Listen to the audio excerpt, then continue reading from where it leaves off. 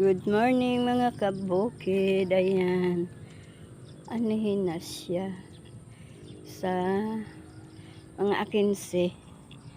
Sana umaraw na. Ayan. Para tuloy-tuloy na yung pagkahinog. Puro ulan eh.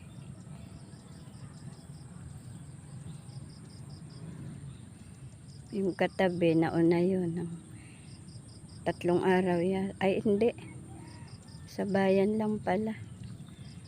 Nung matapos yung isa dito na lumipat.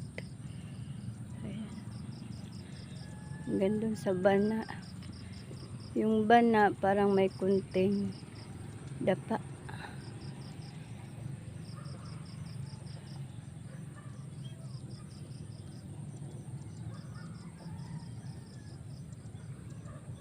Tingnan tayo ito. Anihin ay kamuting kahoy.